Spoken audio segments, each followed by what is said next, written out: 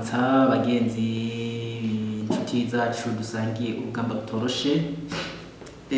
Turi kwigenekerezo rya 23 z'ukwezi kw'icumi umwaka wa 2020, aho televiziyo yanyu ku Gasaka Web TV irumanije neza na neza amezi indwi iri ku kivi, amezi indwi iriko irakorera bene gihugu mu kubatabariza mu bibazo baba bahuye navyo biriya na biriya mu buzima busanzwe. Dushaka rero kubashikiriza icegeranyo c'ivyo tumaze kurangura mu y'amezi indwi tumaze turi ku kivi. Twatanguye igenekerezo ya 23 kwezi kwa gatatu 2020.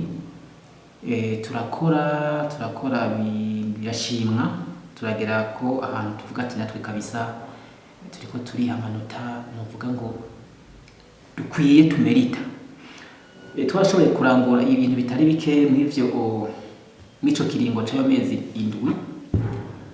Mpereye ku miryango ishika 150 y'abantu aho nikora iri mu bwoko bw'abatwa, twashoboye kurongera imfashanyo y'ibifungurwa ico gihe hari mu kwezi kwa gatandatu. Ni kuvuga imiryango 150 yaronkeje ivyifungura.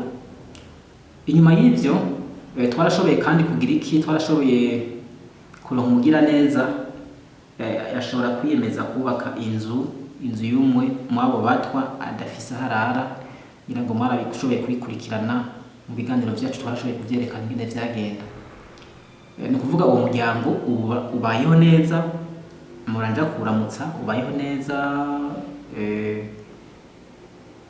urisanzwe muri rusange. Baravuga ko ubuzima bwahindutse. Inzu rero yarubatswe. Inyuma y'iyo nzu twarashoboye kuja kubaka izindi inzu zibiri z'abantu nikora mu Kirundo, ariko ntiturashobora kuzishikiriza. Hari ivyo bagikosora bikeya, ariko mu minsi muzoza mubibona twamaze kubibereka. Inyuma yaho twarashoboye kubakira undi muryango hano Ngozi wa nikora nawone mw'iyi minsi muza kubibona neza ingene vyagenze. Hari utuntu bagihinyanyura.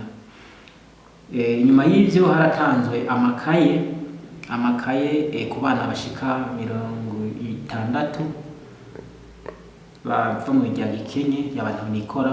Nabo nyine bararonkejwe ibikoresho vy'ishure bigizwe n'amakaye, amakaramu yo gucapa na turya tuntu dufasha mu gucapa duca murongo.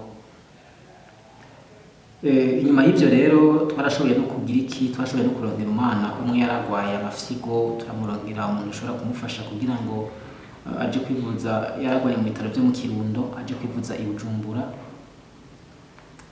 Ariko murazi Imana yagukunze ntivyakunze ko umwana ashika i Bujumbura. Tukiri mu myiteguro yo twamaze no kumurongera impapuro zimugira transfert kuri hôpital Kira i Bujumbura, ava mu Kirundo yacahwera. Televiziyo yarakurikiranye ifurwa ry'uwo mwana, yarakurikiranye ingene ibikorwa byose vyagenze, kuko yari umwana w'umuvyeyi ntaho nikora. Televiziyo nayo yarahaserutse irashobora kugira iki, kugira nayo ico ifashije bivuye ko mugira neza asanzwe abahanze yitwa Esther.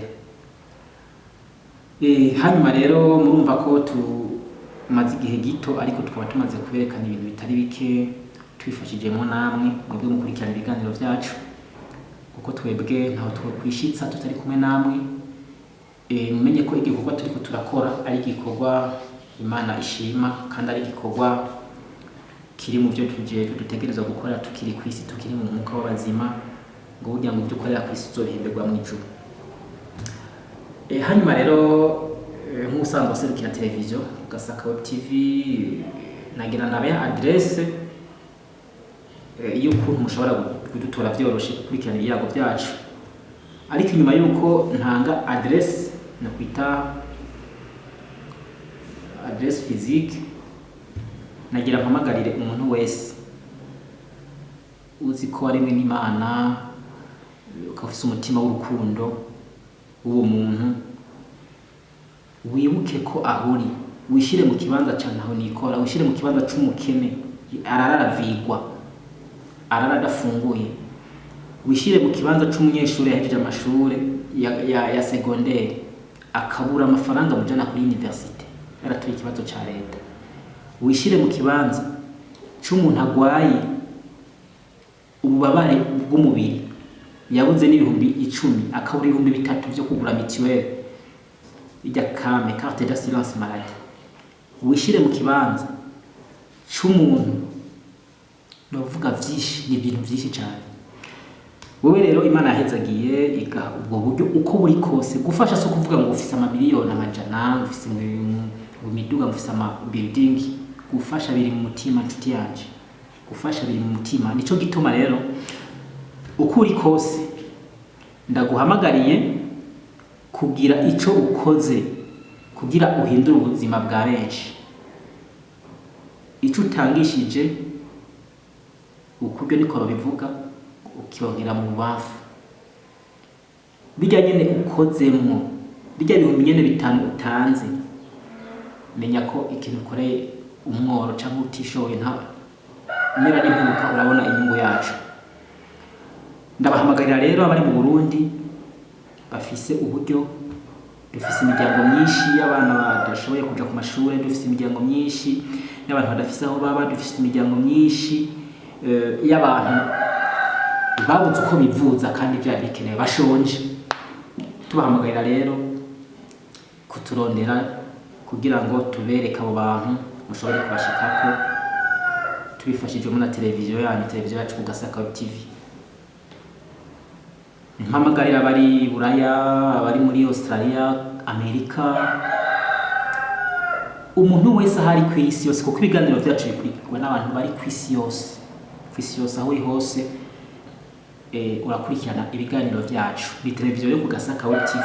Abashaka kubarangira rero abari mu Burundi canka abashoboye kuza abashoboye kuba bari muri diaspora bakaza mu vacances, bashobora kuza kuturaba ku biro Sokabu kibarabara riva i Bujumbura rija i Muyinga canke rija mu Kirundo, ikaburimbo kuri Sokabu biro numero 6 niho dukorera. Ugashaka kuraba ivyo dukora ushobora kuja kuri site web yacu ni Kugasaka TV akaburungu.com www.kugasakatv.com www.kugasakatv.com. Ugashobora no kudutora kuri email kugasakawebtv@gmail.com. Ugashobora kudutora ku nimero ya telefone plus 257 79 840 630, iyo ni nayo WhatsApp. Ugashobora kandi kudutora ku yindi nimero ngendanwa plus 257 69 420 836. Mu Kirundi naho guteranya 257 79 amajana 840 canke ku yindi nimero ngendanwa ushaka kudutora kuri guteranya 257 69 amajana 420 amajana 836. Tubashimira rero ukuntu mugenda mukora subscribe, mukagira ama commentaire ku biganiro byacu, mukagenda mutwereka ati hindura ibi, kora ibi, iterambere ryacu turikesha mwebwe. Ndabashimira cyane inshuti bagenzi barimo badukurikirana ku Kugasaka TV. Bandanya mwinovora ibiganiro byacu, muhindura n'imibereho yamwe n'abandi. Turi kumwe namwe. Ciao ciao, hasta la vista.